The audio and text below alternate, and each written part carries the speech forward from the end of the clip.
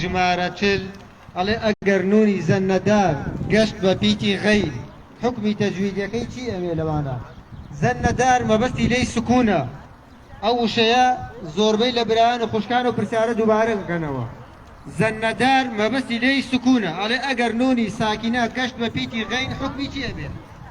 ئەو زەنەدارە واتە سکون ساکینە.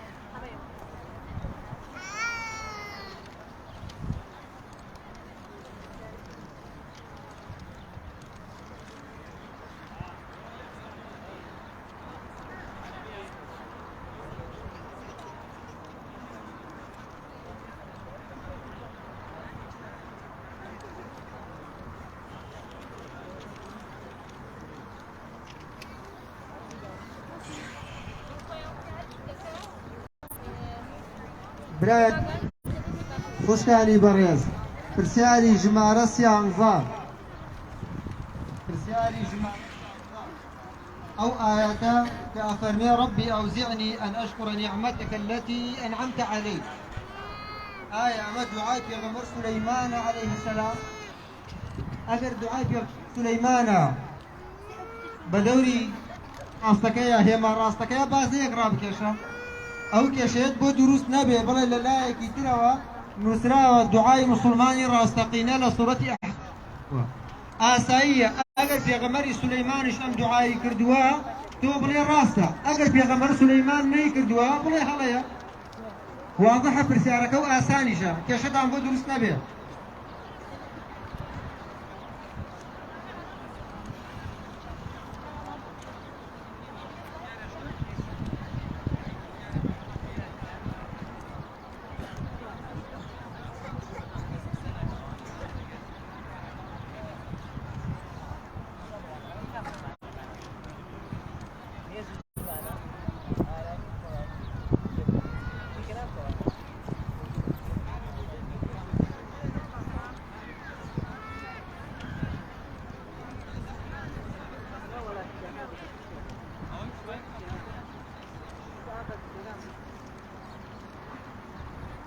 Hay que hacer jihaz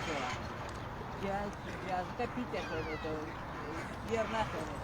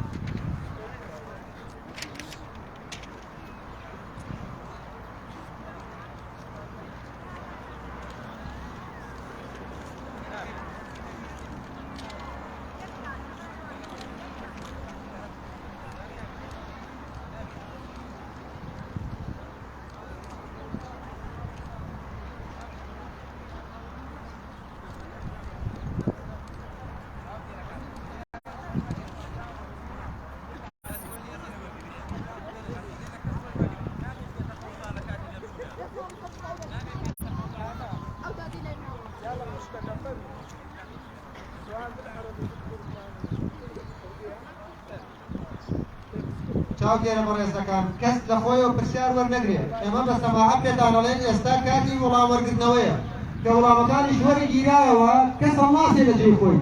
چاوگێرەکە ئەڕوا بۆ لای وەڵامەکەی لێوەرەگرێتەوە. ئاها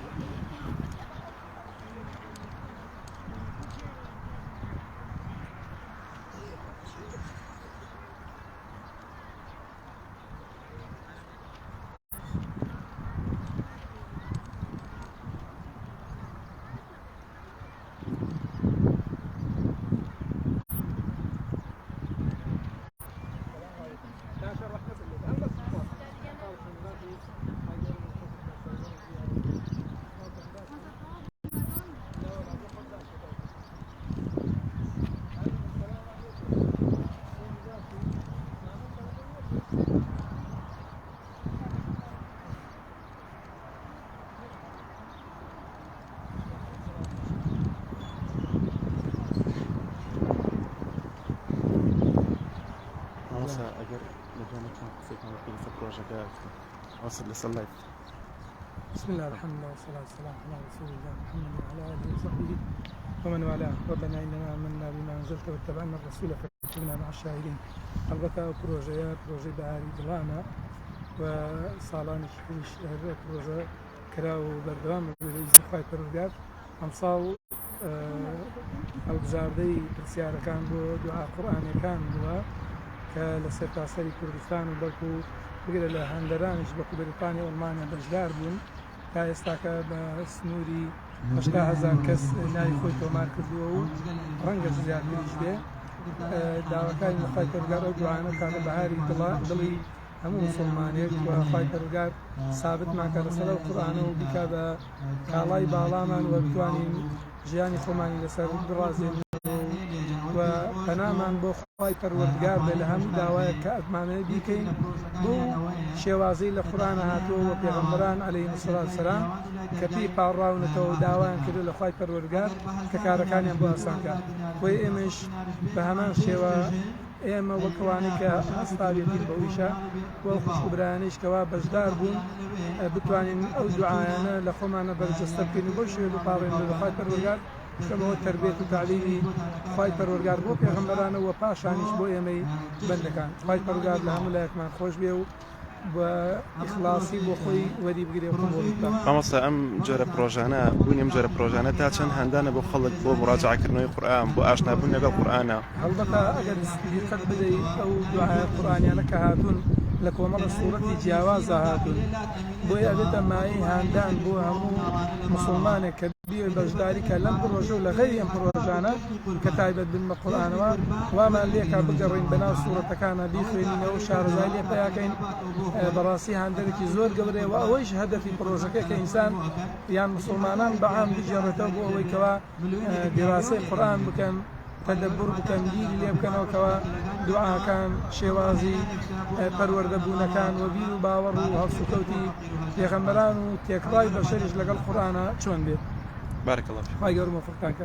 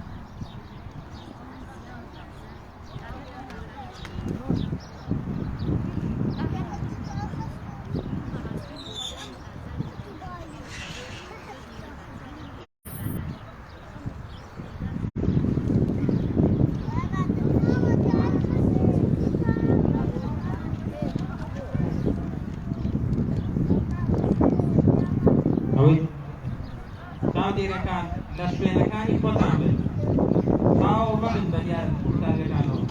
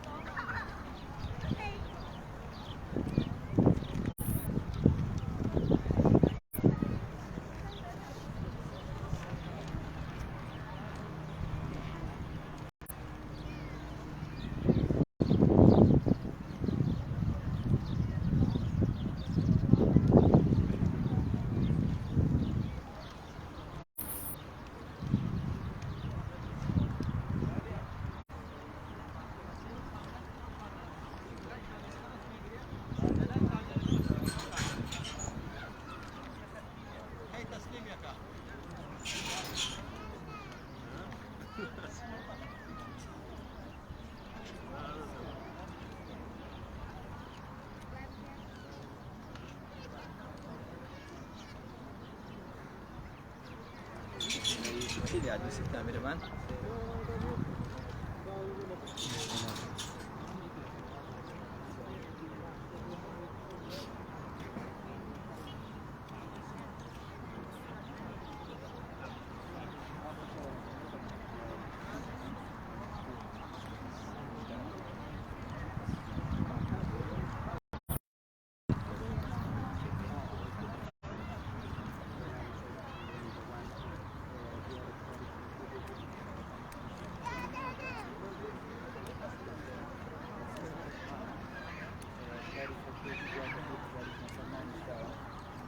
جیاوازی شاری کەوت ئەوەیە کە دوستمان زیاد لە 400 بەشداریمان هەیە پێش زیاد لە 100 بەشداریمان هەمووی پێکەوە بەشداری بەڵێ تاقیکردنەوەکە مرکزیە لە هەمان کادا سەرچەند شارەکانی کوردستان بەکەشتەوە هەمویان پێکەوە دەیە کاتێکا تاقیکردنەوە ئەنجام بدەن.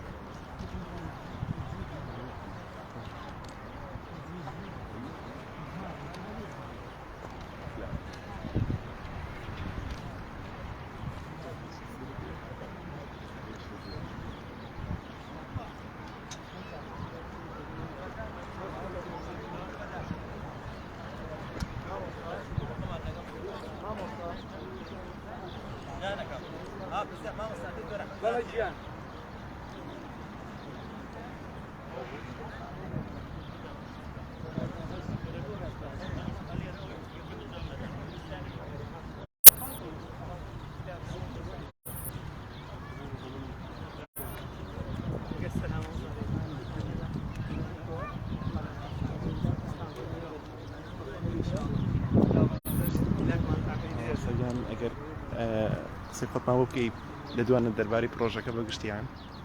بله. بسم الله الرحمن الرحيم الحمد لله والصلاة والسلام على رسول الله وعلى آله وصحبه ومن بعد.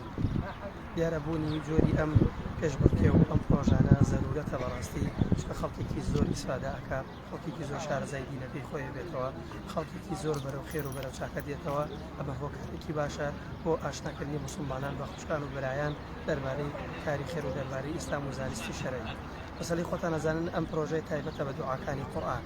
قورئان کەلامی خوایە، کۆتا کتاب و ڕسالەی خوایە. یەکێک لەو بڵێ شەکە بەهێزانی دەستی موسڵمان مەسەلەی دوعایە. وەکو پێغەمبەر فەرمی صلی الله علیه وسلم الدعاء سلاح المؤمن یا الدعاء هو العبادة. هەم عیبادەتە هەم چەکی موسڵمانە. ئینسانی موسڵمان فێر ئەکا ئەو دوعایانەی کە لە قورئانە هاتوون ڕاستی بۆ خۆی زەرورەتێکی گەورەیە.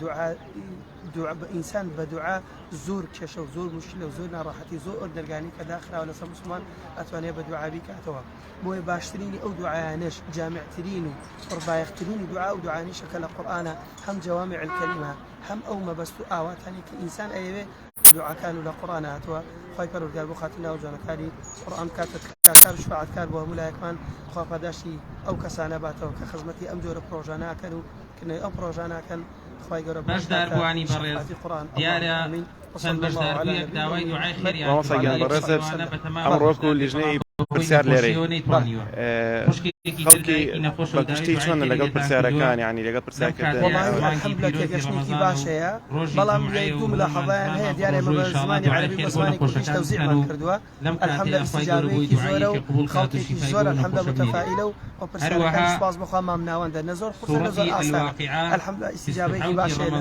دەستگای نوری حکمە پێشبڕکێ هەر بە ڕێزێک ئەیوێ بەشدار بێت تەنها لە فەیسبوک لە سێر جێبکا بنووسێت سوورەتی ئەلواقیعە هەر ئەوە نەینووسی دەرەچێت لەکوێیە بەشداری ئەکا و چۆن ناوە نووسێ وەرەقەشمان داناوە ئینشاءڵڵا پێتانە درێ و لێتان وەرەگیرێ وەرەقەتان پێ درێ چۆن بەشداری بکەن کە چوونە دەرەوە وەرەقە وەرگرن هەم بۆ دەستگای بەخشین پڕوشەری دەستگای بەخشین هەم دەستگای نوری حیکمە بۆی بەشدار بن لە سوورەتی ئەلواقیع